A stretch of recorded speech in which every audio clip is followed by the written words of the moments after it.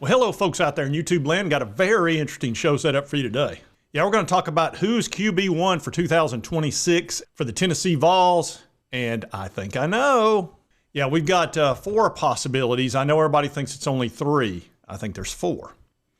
Now, obviously, a lot of people are talking about George McIntyre, Faison Brandon coming in, Jake Merklinger, who's been there for a while. A lot of people aren't talking about Joey Aguilar. I think Joey has an excellent opportunity to come back next year, even though everybody thinks he's out of eligibility. I don't think he is. And this has a lot to do with Diego Pavia. As you know, he got a 4th year because of the JUCO rule, and he had sued in court and was well on his way to winning that court case to the point he even got an injunction. And I'll show you that. A win in federal court allows Vanderbilt's history-making quarterback another year on the field. It comes after Diego Pavia sued the NCAA over their eligibility rules. Megan Fee joins us now to break down the judge's ruling. And Peyton, good morning. Pavia will be returning for the 2025 season after suing the NCAA. The quarterback claiming the association was violating the Sherman Antitrust Act by enforcing rules that prevented him from being eligible for another year.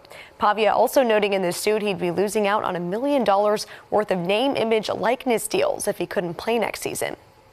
But U.S. District Court judge for Middle Tennessee ruled yesterday the NCAA is not allowed to enforce 2 different bylaws that would impact his eligibility, saying those rules harm competition.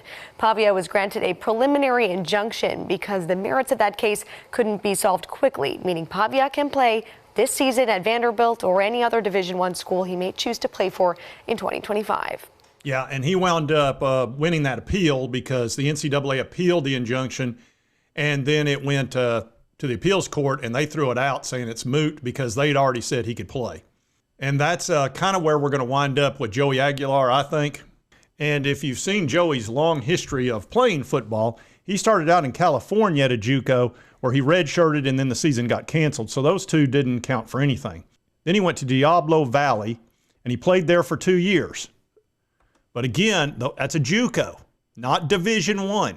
Then he went to Appalachian State for 2 years, and he's only been at Tennessee for 1. So without doing a whole lot of math, I'm pretty sure 2 at Appalachian State and 1 at Tennessee equals 3. Now, if you're allowed 4 in Division I, wouldn't he get an extra year based on the Diego precedent that's already been set? Now, very few people have been talking about this, but I did notice it in Rocky Top Insider yesterday, and they asked him about his plans for next season. And it discussed the current eligibility rules and talking about that he would be ineligible to play next season.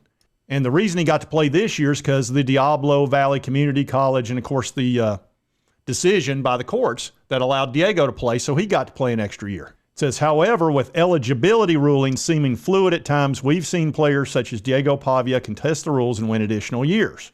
Joey, when asked, said, I'm going to try to see where I can go at the next level, and if something happens, something happens. In other words, he's going to go and talk to NFL draft experts and see where he might go if he enters the draft. And if it's not in probably the first 3 or 4 rounds, if he winds up after the 5th or 6th or somewhere in the 7th round, you really don't want to do that because you're probably going to get cut. And the other option is undrafted free agent, which is, roll the dice. Or if he's able to get 1 more year at Tennessee, he's probably looking at a minimum of $2 million from the Vols and being the starter for another year, getting to show off what he can do. And he's already had a stellar year when it comes to stats. And when he was asked, he said, does he ever look around and wishes he had 1 more year in Knoxville? He only had a short period of time to get ready this year, and he's proven he's one of the best passers in the SEC. Aguilar said, yeah, but the 1 year, I'm blessed for this 1 year, grateful to be here. I'm just thankful and took advantage of the opportunity. But again, he said, yeah, meaning the people around him are going to say, you need to sue over this, just like Diego did, because you've only played 3 years of Division I, just like Diego last year. Now, Diego, after this year, will have played 4 Division I, so he's done. Joey has 1 year left based on the Diego precedent. Now, let's talk about this ruling. This was in a federal court, Chief Justice Judge William Campbell. And by the way, he's a judge in Middle Tennessee. Just like Diego, who came out of Nashville with Vanderbilt. I'm sure he'd be going to the same court. you would think. It says, William Campbell granted Vanderbilt Diego Pavia a preliminary injunction against the NCAA, and he stated that Pavia had a strong likelihood of success on the merits of the case. That's usually how you get an injunction. The judge says, oh boy, I tell you, we're running short on time, but it looks like you may very well win this case, so I'm going to grant you an injunction. Otherwise, they wouldn't do that. I'll slap an injunction on them so fast it'll make their head spin. They'd say, well, let's just let this play out. Pavia's lawsuit argued the NCAA rules in the NIL era are restraint on trade, which is a violation of the Sherman Act, which you absolutely can't. You just can't stop people from making a living. The judge agreed, stating that since athletes can now earn NIL compensation, rules that regulate who can play, who can enter the labor market, are commercial in nature and subject to antitrust scrutiny. Pretty important. The court also determined that Pavia would suffer irreparable harm if the injunction wasn't granted because his college career would have ended before the full trial could take place, cost him potential earnings of over $1 million. The key factor, again, it was the likelihood of winning. In granting a preliminary injunction, the plaintiff's ability to show that they are likely to succeed in a full trial. Campbell found that the NCAA's arguments for the necessity of the rule falls flat and ruled that Pavia would likely win on the merits of the case, a significant blow to the NCAA's defense. That's when they said, no mas. Oh, we'll blame it on the virus and give every JUCO guy an extra year, because they knew they were going to get their butt kicked.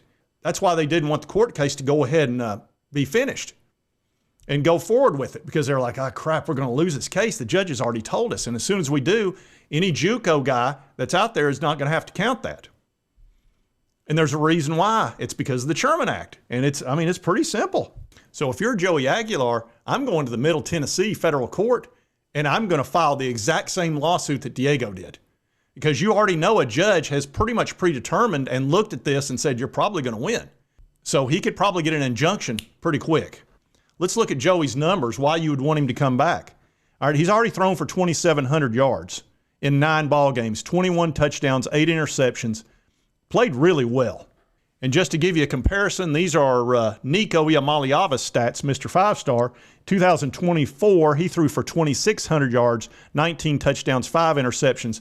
That was over 13 games, folks. Diego's played 9. So with 4 extra games, he's already got more touchdowns and more yardage. And as you can see, as far as a college stats leader, Joey Aguilar is number 6 in the country with those 2,737 yards in 9 ball games. Some of the guys ahead of him have played 10, and you'll notice none of these people right here, the Sawyer Robinson and the guys up here from San Jose State, UConn, none of these are from either the SEC or the Big Ten. He's in front of every single quarterback from those 2 conferences. So he's number 1 in the SEC. And what that means as far as what Tennessee's done, in the SEC, the Tennessee Vols are number 1 in offense with 392 points with a 43.5 average. The big problem Tennessee's had has not been the offense, which was number 2 in the SEC last year, number 6 in the country. Our defense this year, right there, next to last. Yeah, that's no bueno. If our defense was even in the middle, anywhere close to last year's numbers, we'd probably have maybe 1 loss. Instead, we've got 3. That's certainly not Joey's fault. And of course, Josh Heupel's offense has been stellar ever since he's been a head coach. Even when he was an offensive coordinator at Missouri, you can see they went from 13 points a game. He took over 31, 37. Then he went to UCF, averaged about 43 for 3 years. Then he took over after Jeremy Pruitt, who was only scoring 21, immediately doubled it to 39 and then 46. Then they changed the clock rules. And this is a Joe Milton year where we only scored 31, a drop from 46, which is still not bad.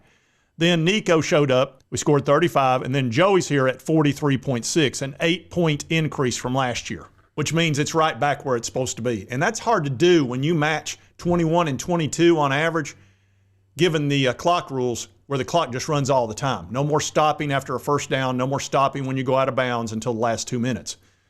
So you get about 10% less plays, yet we're at 43.6. Pretty much, Josh Heupel's offense works when you've got an accurate quarterback who can go fast. Now let's talk about the quarterbacks coming in. Now, of course, we've got George McIntyre, redshirt freshman, 195 pounds. He doesn't look like he's put on a lot of weight. We really haven't seen him play a lot. I don't know if I want to trust a redshirt freshman that we've not seen play any serious series. You do have the number one player in the country as far as quarterback, and that's Faison Brandon. Now, he's a great get, but do you want a true freshman in the SEC trying to run your offense? It would not be easy. I can tell you the DJ Lagways of the world have not worked out so good. Arch Manning hadn't even worked out that good, and he's in his third year. Unless you see Trevor Lawrence walk through that door, who's about the only true freshman I've ever seen come in and really play great, you really need to get a season under their belt and let them figure out the speed of the game, get acclimated to the new offense, and get a ton of practice time in. Faison could be a terrific quarterback. He's a heck of an athlete. He can run. He'll bring back that dual threat, but he's not going to be ready at 18 years old, I don't think, especially with the SEC defenses that they're going to throw at him. They're going to do everything they can to confuse him. So I'd rather him get a year of seasoning. And then, of course, we've got Jake Merklinger, who, from what I'm hearing, is probably going to be in the portal in January if I had to guess. You know, a solid quarterback, but I'm not hearing a lot of buzz about him.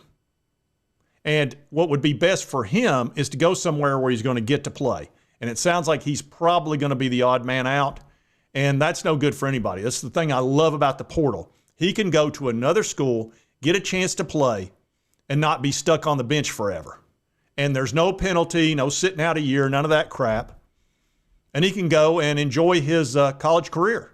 So I think there's a high likelihood that Joey Aguilar's back next year, which is going to cause some issues. Would George McIntyre stay? Would he leave? I'd be surprised if he left because it really wouldn't make sense. Do you really think you're going to go and transfer to an SEC team and then you're going to be the starter as a redshirt freshman? Probably not. It'd probably be best to stay 1 year and then compete against Faison Brandon the next year and see who wins. Because no matter where he goes, he's going to have to compete against 2 or 3 guys. That's just the way it is. But there is a possibility he could leave. Faison won't, because I'm sure Brandon is sitting here going, crap, am I really expected to come in and immediately take over the team? You know, he's probably planning on possibly redshirting, or, you know, he may not. You just never know about what a player's going to do. But anyway, that's what I think. Now, I could be wrong about this. I'm not wrong. But I think I'm probably correct on it based on what I've seen. I mean, you've already got a precedent set by Diego Pavia. Why would you not get a 4th Division 1 year when Diego did? Just go to the same court and the same judge. It's right there in Middle Tennessee. It's not a long drive. Anyway, that's who I think will be the starter next year. Tell me in the comments section how wrong I am. I'm okay with that. Or tell me what you think. Do you think it'll be George McIntyre, Faison Brandon? Do you think Joey goes to the NFL? Or do you think it's going to be Jake Merklinger? It's not going to make me mad if you have a different opinion than what I have. You won't be correct, but that's okay. I like to hear opinions. Anyway, if you like this content, be sure to hit that like button. Lets me know to continue to cover all these big college sports stories. If you've not subscribed, boom, boom, and boom. Won't cost you a dime, help you get my videos when you hit that button. And right over here is the most recent video YouTube thinks you'll enjoy based on your viewing history. And we'll see you next time on Sports Talk Jay. You're out of order. You're out of order. The whole trial is out of order. They're out of order.